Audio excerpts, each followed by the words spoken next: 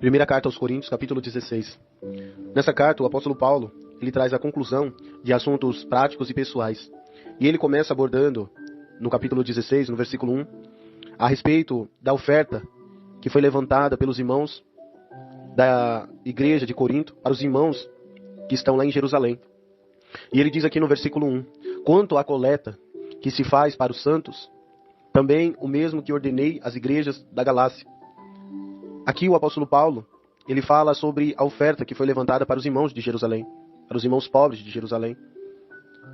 E aqui Paulo, ele chama esses irmãos de santos. Isso mostra que mesmo uma pessoa sendo santa, quando ele fala esse termo santos, ele está dizendo uma pessoa que foi separada do mundo para Cristo. Uma pessoa que antes pertencia ao mundo e agora ela pertence ao Senhor Jesus Cristo. E mesmo uma pessoa, ela sendo cristã, mesmo ela sendo uma pessoa piedosa ao Senhor Jesus Cristo e à obra de Deus, ela não está isenta de dificuldades, de adversidades. Isso mostra que esses irmãos que estavam lá em Jerusalém, estavam passando fome, estavam passando dificuldades, estavam passando necessidade, estavam passando privações, mesmo sendo cristãos, mesmo sendo homens e mulheres de Deus. Mas Paulo, ele comunica à igreja, também o mesmo, ele ordena às igrejas da Galácia, né? Aqui o apóstolo Paulo, ele fala, ele usou também os Gálatas como exemplo, né? De quem dava aos coríntios, e usou os coríntios aos macedônios, né? O exemplo dos coríntios aos macedônios, né? E o exemplo dos dois aos romanos, na carta aos romanos. E Paulo, diante dessa ordem, né, para que os irmãos eles pudessem levantar essa oferta para os irmãos de Jerusalém, ele diz no versículo 2, no primeiro dia da semana, cada um separe o que puder, conforme a sua prosperidade, e vá juntando, para que não se façam coletas quando eu chegar. Aqui o apóstolo Paulo, ele fala para os irmãos, né, que as coletas deveriam ser feitas no primeiro dia da semana, que seria no domingo, onde os irmãos se reúnem, né? E ele diz aqui, na continuidade do versículo 2, que separe o que puder, né? A contribuição, ela deveria ser sistemática, conforme a sua prosperidade, né? Aqui o apóstolo Paulo, ele mostra que os irmãos deveriam ajudar conforme a sua prosperidade. Aquele que tem muito, ele pode ajudar com muito. Aquele que tem pouco, ele vai poder ofertar com pouco. Então, essa oferta é uma oferta sistemática. É conforme o que a pessoa ela puder. Uma pessoa que ela tem pouco, ela vai poder ofertar com pouco. Uma pessoa que ela tem muito, ela vai poder ofertar com muito, segundo a sua prosperidade, né? E Paulo ele levanta essa oferta por causa da fome que havia lá na Judéia, né? Lá em Jerusalém. E ele diz para que a igreja ela vá juntando essa oferta, né? Para que quando ele chegar para pegar essa oferta, né? Para levar para os irmãos lá em Jerusalém, né? Para que quando ele chegar, eles não venham, né? Deixar para ajuntar essa oferta, né? Recolher essa oferta quando Paulo chegar. Mas que eles deveriam separar cada semana, né? Certa quantia para os pobres e preparar o restante para ser enviado a Jerusalém quando ele chegasse. E ele diz aqui no versículo 3, e quando tiver chegado, enviarei com cartas de apresentação aqueles por vós aprovados para levarem vossa dádiva a Jerusalém. Aqui Paulo ele tem uma estratégia, né, e um cuidado que Paulo tomava em questão de dinheiro e de ser notado. Ele nunca pedia dinheiro para si mesmo e até não gostava de lidar com o dinheiro dos outros, né? Aqui nós vemos que o apóstolo Paulo ele fala para que os irmãos nomeiem pessoas para levarem o dinheiro para Jerusalém, né? Para levarem essa oferta para Jerusalém. Nós vemos o cuidado de Paulo, né? E ele diz aqui no versículo 4, se parecer apropriado que eu também vá, eles irão comigo, né? Nós vemos o cuidado de Paulo com o dinheiro, né, dos outros, porque muitos poderiam o acusar, né, de ladrão, né? Muitos poderiam o acusar de desviar o dinheiro no meio do caminho. Então Paulo ele toma esse cuidado a respeito do dinheiro, assim como hoje muitos cristãos deveriam tomar cuidado, né, principalmente os líderes, ao lidar com o dinheiro de outras pessoas, né? Porque isso pode ser por cilada, né? Então nós devemos tomar cuidado, né? Nós devemos tomar cuidado. Nós vemos que os apóstolos, Pedro, né? Lá em Atos, quando é levantado os diáconos para cuidar das mesas, os apóstolos eles só cuidam de 2 ministérios, né? Que é o ministério da oração e o ministério da palavra. E eles levantam pessoas, os diáconos, para cuidarem das ofertas, né, que seriam trazidas para a igreja para sustento dos necessitados, dos órfãos, das viúvas. Então eles não mexem no dinheiro da igreja, eles não têm contato com o dinheiro da igreja, né? Quem cuida dessa parte são os diáconos que são levantados né, no livro de Atos. E os apóstolos, a única coisa que eles cuidam somente são do ministério da palavra e do ministério da oração. Isso já é um cuidado da parte de Deus para com eles, né? E você vê esse cuidado de Paulo com o dinheiro. E ele diz, né, aqui no versículo 5 ao 9, né? Porque Paulo ele planejava visitá-los, né? Paulo planejava passar algum tempo em Corinto. Por isso ele planejou passar pela Macedônia primeiro, em vez de ir diretamente a Corinto, né? Foi uma mudança de planos, pelo que foi mais tarde criticado por alguns, né, na igreja de Corinto. E Paulo diz aqui no versículo 5: Irei, porém, ter convosco, depois de passar pela Macedônia, porque tenho de passar pela Macedônia. Onde estavam, na Macedônia havia a igreja de Filipo, a igreja de Tessalônica, né? E Paulo diz aqui no versículo 6: E bem pode ser que eu fique convosco e passe também o inverno, para que me acompanheis aonde quer que eu for. E ele diz aqui no versículo 7: Porque não vos quero agora ver de passagem, mas espero ficar convosco algum tempo, se o Senhor o permitir. Aqui nós vemos que Paulo ele tem planos, mas que Paulo entende que o Senhor está no controle dos seus planos. Paulo ele reconhece que existe uma vontade acima da sua vontade. E ele não se apega às rédeas da sua vida, mas ele entrega a sua vida ao controle do Senhor, para que ele venha guiar e conduzir e dirigir ele em todas as circunstâncias e situações que ele venha viver. Ele entrega a sua vida ao controle do Senhor. Assim como o Tiago ele nos diz e nos ensina, né, que nós devemos dizer se Deus quiser, né? Você faz planos, mas se Deus quiser. Se Deus quiser, vai acontecer. Se Deus não quiser, não vai acontecer. Nós devemos entregar as rédeas da nossa vida, dos acontecimentos, das circunstâncias, na mão do Senhor. Entendendo, como diz lá em Provérbios 16, que o homem, ele faz planos. Só que quem concretiza, quem realiza esses planos é o próprio Deus. E Paulo entendia isso. Paulo estava cheio de planos, até mesmo de visitar os irmãos de Corinto. Só que ele sabia que era o Senhor que iria dirigir as rédeas da sua vida.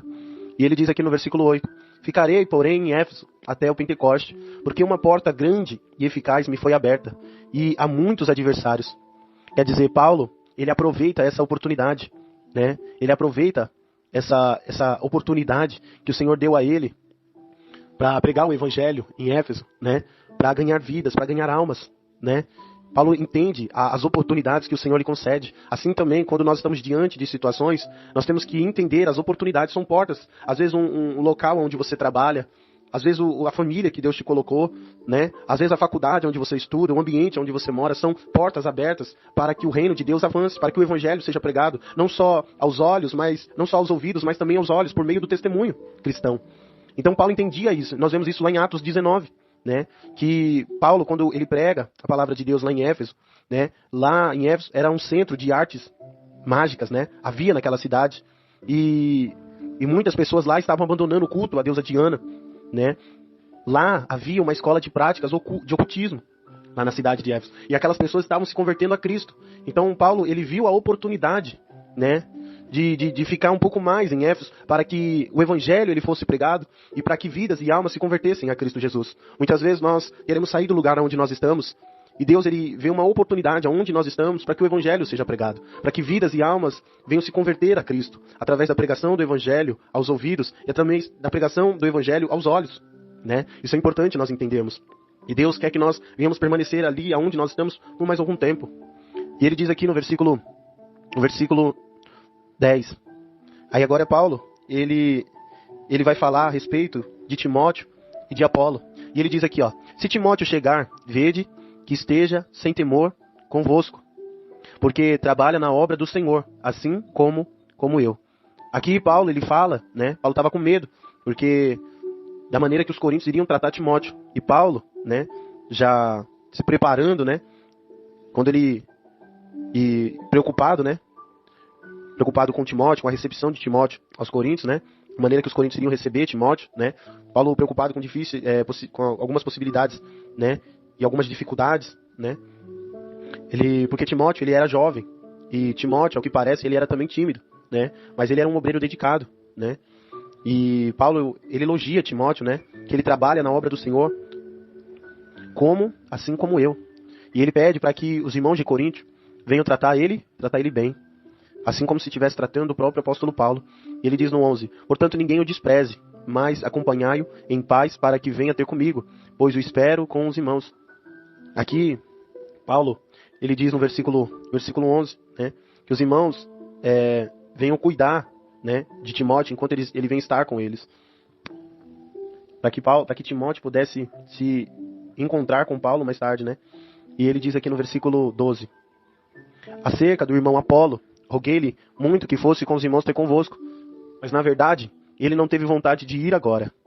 Irá, porém, quando se lhe oferecer uma boa ocasião. Aqui o apóstolo Paulo, ele mostra que Paulo ele não tinha ciúmes, né, da popularidade de Apolo, né? Embora Paulo pudesse ter motivos para invejar Apolo, ele não tinha ciúmes, né, do atraente, talentoso Alexandrino, né? Como também não exercia autoridade sobre ele. Pois embora Paulo desejasse muito que fosse com os irmãos, Apolo achou que não era a hora e não fez. Aqui mostra que Paulo não mandava em Apolo, né? Mas Paulo ele deixava com que Apolo tomasse as suas decisões no Senhor, né? Então, nós vemos que Apolo, ele espera que Deus prepare, né, uma ocasião para que ele vá visitar os irmãos em Corinto. Porque Apolo ele foi o pastor logo após de Paulo, né? Ele pastoreou a igreja de Corinto. E muitos irmãos, eu creio que estavam até mesmo com saudades dele, né? E Apolo viu que ali, naquele momento, não era a hora, né, de visitar os irmãos, né? E que Deus ia preparar esse momento para ele estar com os irmãos. E Paulo, ele traz algumas ordenanças, né, para a igreja. E ele diz aqui no versículo 13: vigiai, estai firmes na fé, portai-vos varonilmente e fortalecei-vos. Aqui o apóstolo Paulo começa uma série de exortações à igreja. As 4 principais palavras são palavras militares, na verdade, né? Portai-vos varonilmente. Lembra o grito de guerra dos filisteus lá em 1 Samuel capítulo 4, verso 9. Cada um dos imperativos desse versículo e um seguinte estão no tempo presente. Aqui expressando ações que devem ser contínuas, né? A vigilância, estar firmes, né, na fé, e portai-vos varonilmente e fortalecei-vos. Aqui o apóstolo Paulo, ele diz aqui no versículo 14: todas as coisas sejam feitas com amor. Quer dizer, o amor, ele resolve todos os problemas. Uma das coisas, porque haviam muitos problemas na igreja de Corinto, era a ausência do amor, né? E nós vemos que quando há essa ausência de amor, né, há divergências, há divisões, há contendas, há discórdias, há orgulho, há soberba. Nós vemos que esses outros pecados eles sobressaem, né? E Paulo diz, né, todas as vossas coisas sejam feitas com amor. Quer dizer, façam tudo com amor. Tudo que vocês for fazer, façam com amor. E ele diz aqui no versículo 15, e ele vai falar acerca da casa de Estefanas e de outros irmãos. E Paulo diz aqui no 15: rogo-vos, porém, irmãos, pois sabeis que a família de Estefanas é as primícias da Acaia, e de que se tem dedicado ao ministério dos santos.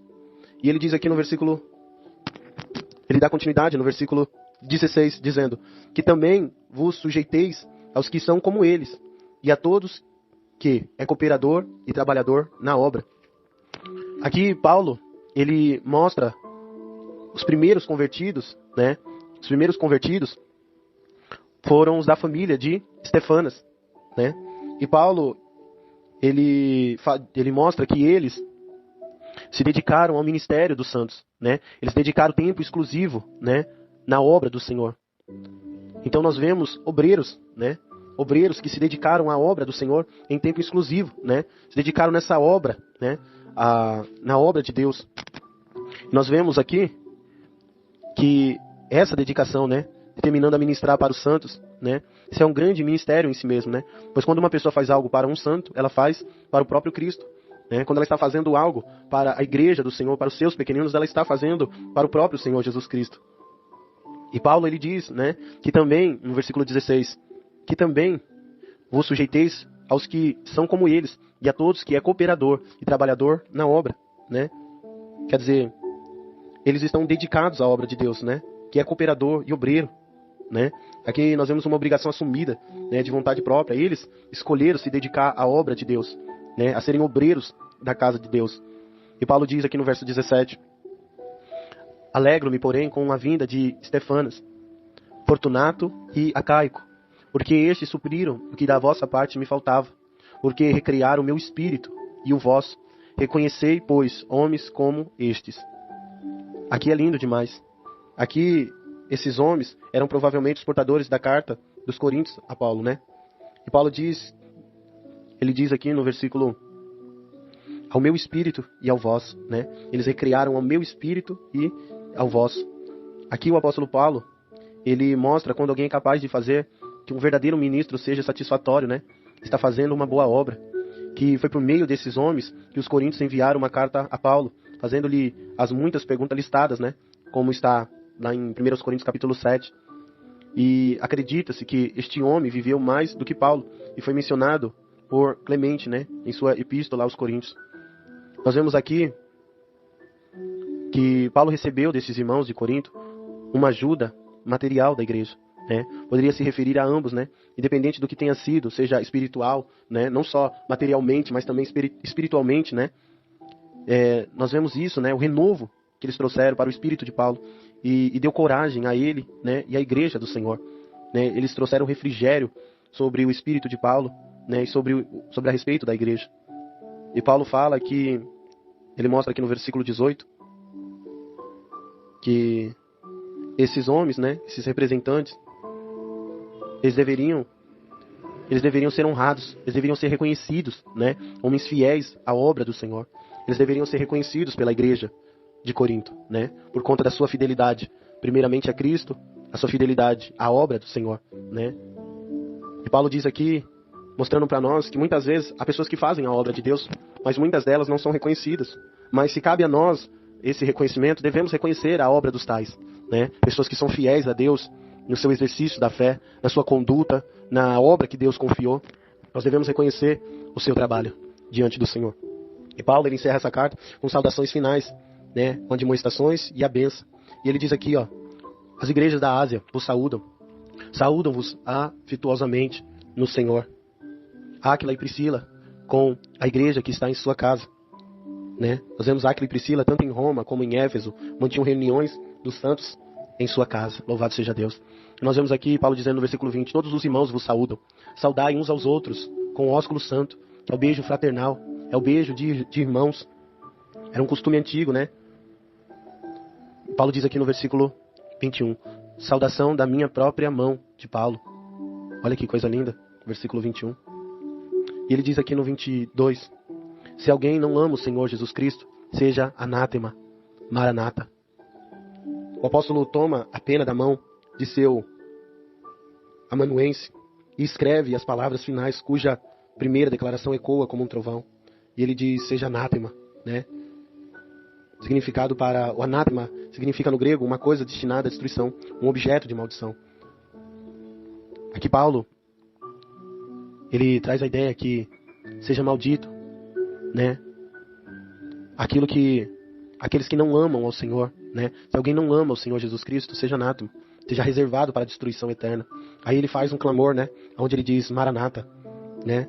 É uma expressão aramaica que pode significar vem nosso Senhor, ou nosso Senhor veio, né? Ou nosso Senhor vem, a respeito da segunda vida de Cristo, né?